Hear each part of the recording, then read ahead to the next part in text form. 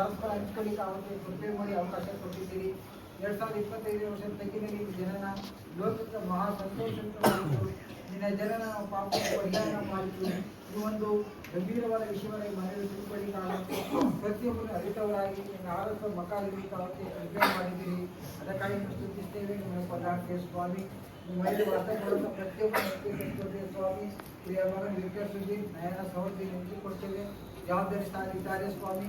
ಅವರಿಗೆ ಬೇಕಾದ ವಿಶೇಷ ಆಲೋಚನೆ ಜ್ಞಾನವನ್ನು ಕೊಡು. ಮಕ್ಕಳ ಮಧ್ಯದಲ್ಲಿ ಹಿರಿಯರ ಬಗ್ಗೆ ಉಪಯೋಗಿಸ್ಕೊಳ್ತಿದ್ದಿ. ಇದಕ್ಕೋಸ್ಕರ ಅಳಿಯ ಮಗನನ್ನು ಆಶೀರ್ವಾದ ಮಾಡು.